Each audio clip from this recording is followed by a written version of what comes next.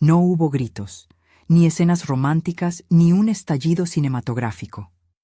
Me levanté de aquella mesa como quien cierra la tapa de un libro que ya no tiene más capítulos por leer, con la tranquilidad de quien sabe que ha tomado una decisión que le devolverá la vida. Estábamos en el restaurante, donde habíamos celebrado pequeños aniversarios y promesas.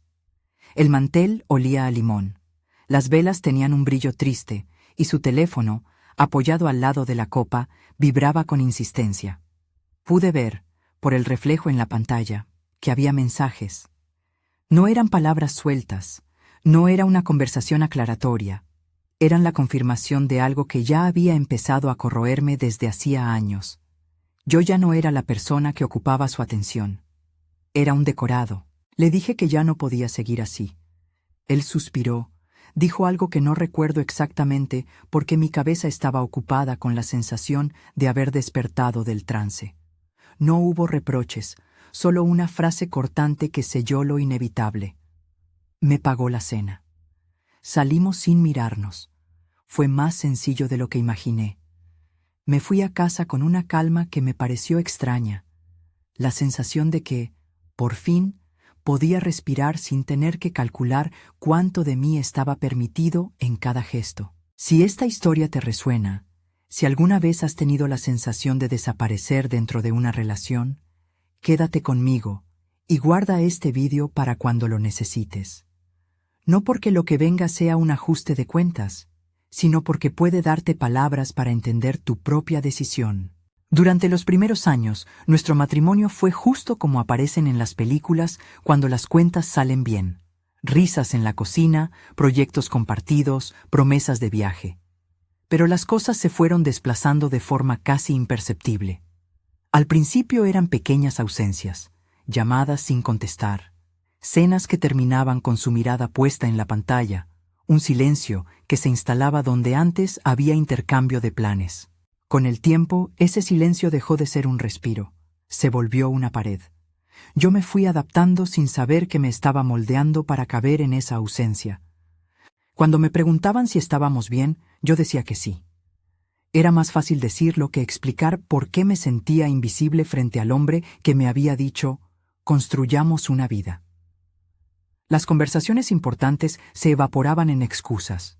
Mis proyectos, pequeños, pero míos, se convirtieron en algo que él miraba con distancia, o en ocasiones con algo parecido a desdén.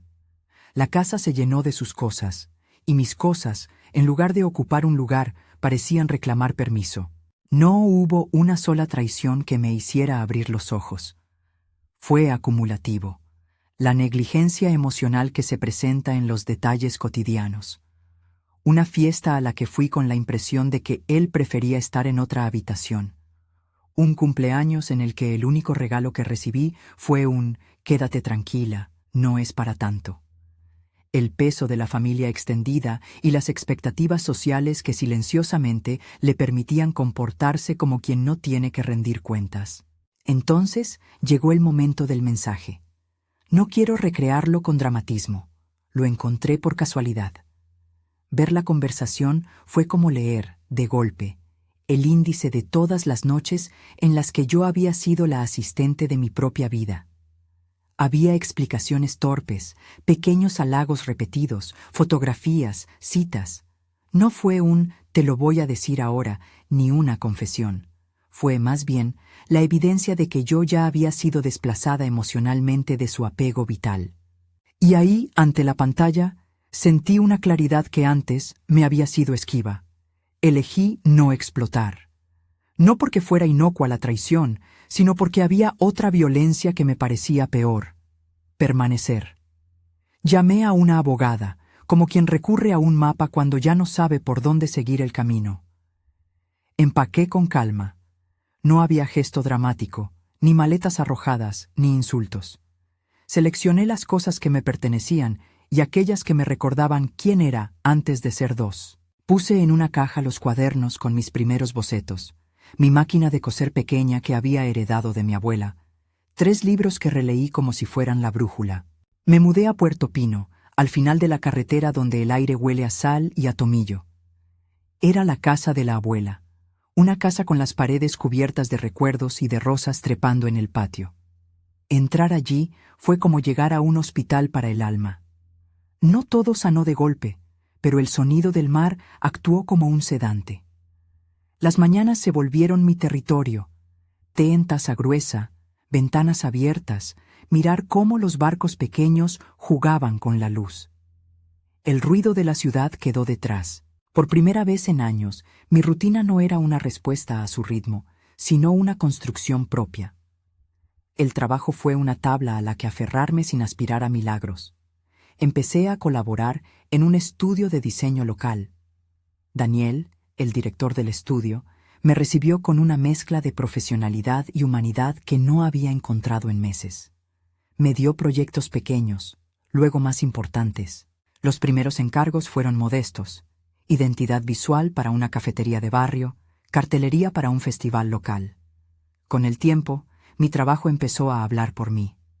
Cada atención al detalle, cada elección de color, parecía devolverme partes de mi voz que había olvidado cómo usar. Cuando presenté mi primer proyecto grande, una campaña para una pequeña marca de cerámica regional, sentí esa mezcla de miedo y orgullo que solo se experimenta cuando estás construyendo algo con tus propios recursos. La reconstrucción no fue una curva ascendente uniforme. Hubo días en los que me volvía a sentir pequeña, como si el peso de lo vivido quisiera empujarme de nuevo hacia atrás. Pero la rutina saneó mis heridas. Un paseo por la playa antes del trabajo, un café con Clara, aquellas tardes en las que la abuela me contaba historias de su juventud mientras arreglaba flores. Empecé a volver al diseño desde la curiosidad y la disciplina, no desde la necesidad de validación de otra persona. Me sentía útil y lentamente competente. La gente empezó a notar mi trabajo. Llegaron encargos fuera del pueblo, colaboraciones con marcas que me pedían que bautizara con coherencia visual su identidad. No fue fama ni riqueza, pero fue reconocimiento profesional, algo que me permitía mirar a mi reflejo sin tener que preguntarle permiso. La noticia de la boda de Rafael me llegó como una nota al pie. Una llamada de Clara, un ¿te has enterado?, casual, que no pretendía causar alarma. Me lo dijo como quien comparte el resultado de una telenovela ajena. Me sorprendió no sentir furia, no sentir la necesidad de intervenir. Me sorprendió, sobre todo, la ausencia de deseo de humillar. Su boda no iba a cambiar mi vida. Yo tenía mi casa, mi trabajo, mis manos llenas de proyectos. Le deseé, en silencio, que encontrara lo que buscaba. Y seguí con mi vida. No obstante, lo que vino después fue como una escena que vi a través de una ventana borrosa. Videos, mensajes, algún clip grabado por asistentes. Un amigo me contó por teléfono lo que había ocurrido en la sala de banquetes. No estuve ahí.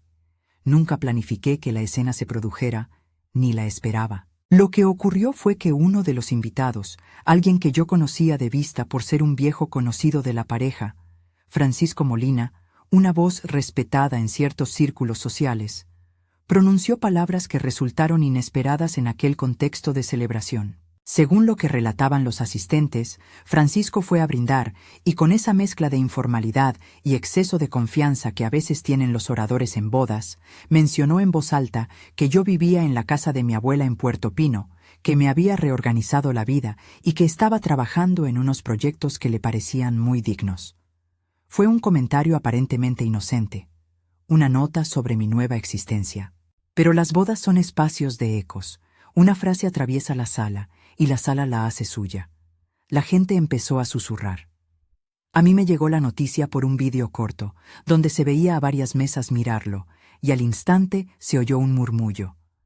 ¿Cómo es posible que ella esté tan bien? ¿De verdad heredó la casa? ¿Y qué ocurrió con lo demás? De inmediato surgieron susurros, rumores. La idea de que yo hubiera salido beneficiada económicamente en una separación, que había recibido ayudas o ventajas, empezó a circular. No sé qué motivó a la gente a conectar esos puntos. Tal vez la facilidad humana de buscar explicaciones simples, rápidas y sensacionales. Enseguida, esos murmullos se volvieron preguntas dirigidas a él. Personas que cuestionaban su honor, su comportamiento. No quiero entrar a describir los detalles que las redes sociales sepultaron en polémicas.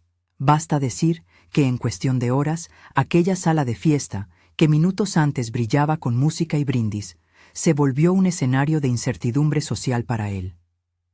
La reacción de Rafael fue tal vez lo más revelador. Lo vi, a través de videos que alguien subió, desencajarse, gritos, una copa que se estrella contra la mesa, un mantel manchado. No voy a entrar en la descripción gráfica del momento porque no es mi intención alimentar sensacionalismos. Lo que quiero subrayar es el contraste, su pérdida de control y mi silencio consolador desde la distancia. No celebré, no me alimenté del espectáculo. Vi que las apariencias que él había construido, con tanto empeño, se tambaleaban como un castillo de naipes, y la caída, según escuché por rumores y comentarios, tuvo efectos visibles. Patrocinadores que se distanciaron, contratos que se reconsideraron, gente que empezó a poner en duda la narrativa que durante años él había sostenido. Lo que más me tocó no fue la humillación pública de otra persona. Fue la constatación de que las vidas edificadas sobre la apariencia, sobre el aplauso ajeno, tienden a quebrarse en público cuando la verdad, o, al menos, una versión distinta de la verdad, se hace ruido. No deseo el mal de nadie. No estoy satisfecha por el dolor ajeno. Lo que me conmovió, en su lugar, fue la claridad que me dio a entender que mi decisión de marcharme no fue una derrota, sino un acto de preservación. A partir de ahí, la vida siguió su curso con la extraña justicia de lo cotidiano. Mi trabajo creció de manera serena. Hice colaboraciones con diseñadores de fuera del pueblo. Presenté un proyecto que ganó una pequeña mención en una revista local. Y, en un encuentro profesional, varios clientes empezaron a confiar en mi mirada. Las redes, con su naturaleza voraz, publicaron fragmentos, algunos comentarios mezquinos, pero también mensajes de apoyo de mujeres que me escribieron para decirme: «Gracias por contar tu experiencia. Me ayudaste a poner nombre a lo que me pasa». Esos mensajes tenían más valor que cualquiera de las polémicas pasajeras. Volví a encontrarme con amigos más de una vez. Clara fue un pilar. Esa amiga que no hace discursos, pero que aparece con comida cuando las emociones son demasiado pesadas. Hablamos mucho, de forma honesta. Ella me dijo sin dramatismo: «Has hecho lo más difícil, elegiste tu vida». Y en esas palabras había una confirmación de que la valentía no siempre está en el acto grandioso, sino en la coherencia con uno mismo. Mi abuela, cuyos años le habían enseñado a medir las palabras, me observaba con simpatía. Tenía una manera de decirme las cosas que no buscaba consolarme, sino recordarme mis raíces. «Nunca dejes que te conviertan en un accesorio», me decía mientras me servía queso en su cocina con azulejos coloreados. En aquella casa aprendí la paciencia de las cosas pequeñas: recoger la ropa tendida, regar las rosas, reparar una ventana. Pequeños oficios que me conectaban con la idea de un tiempo administrado por mis manos, y no por la inercia de otros. No me convertí en una mujer intocable. Hubo momentos de duda, noches en las que el silencio era un vacío que llamaba a ocuparlo con recuerdos. Pero había una diferencia fundamental. Aprendí a sostenerme sin depender de que otro me afirmase. Eso cambió mi relación con el trabajo, con el amor, con la idea de seguridad. Tuve propuestas, personas que mostraron interés con respeto, y no obstante mi prioridad fue definirme antes de aceptar un lugar junto a alguien.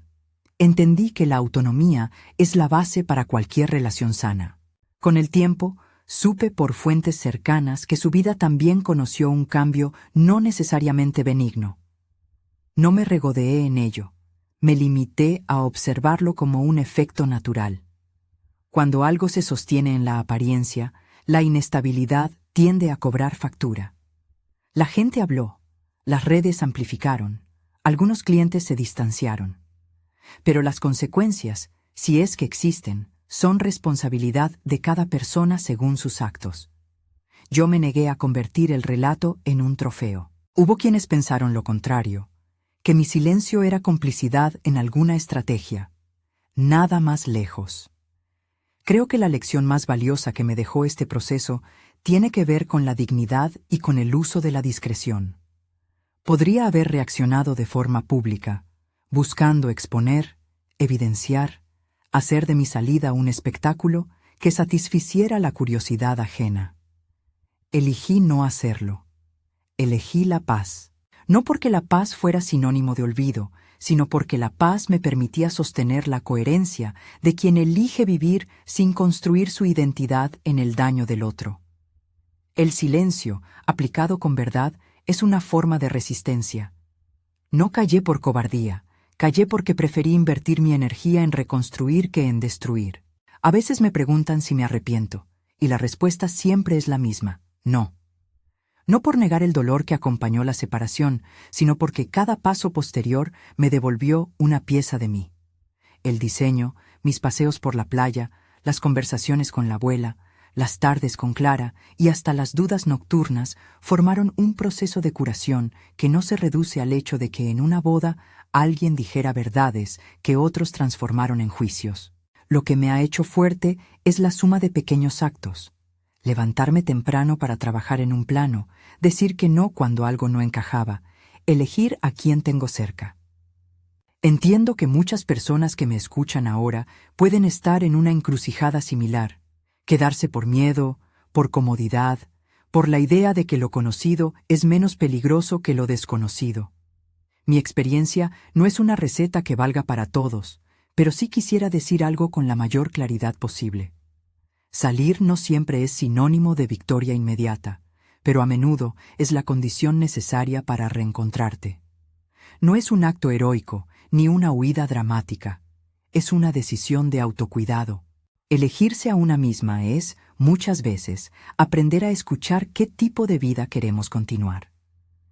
Quiero cerrar con una imagen que me acompaña desde que abrí la puerta de la casa de la abuela y sentí el olor a sal. El mar, devolviendo lo que ya no le pertenece. Hay días en los que la marea trae algas, restos de otras mareas y, con ellos, sorpresa. Otras veces devuelve arenas limpias que muestran huellas nuevas. Me gusta pensar en mi vida así, como una orilla donde se van depositando cosas que el tiempo reacomoda. En mi caso, lo que la orilla me dejó fue la certeza de que la vida digna se construye con trabajo, con cuidado y con la valentía de no permanecer en lo que destruye. Si estás viendo esto y te preguntas si es momento de salir, de guardar una maleta, de poner tu vida delante de la imagen que otros esperan de ti, te invito a pensar en esto. Elegirte no es un acto egoísta, es un acto de supervivencia emocional. No prometo que será fácil, prometo que será más honesto. Y si ya diste ese paso, quizá no lo hayas hecho con estruendo, pero tu paz, si la cultivas, será la señal más potente de que fuiste fiel a ti misma. Antes de despedirme, me encantaría saber: ¿te identificas con esta historia? ¿Estás en el proceso de soltar o temes hacerlo? Comparte tu experiencia en los comentarios.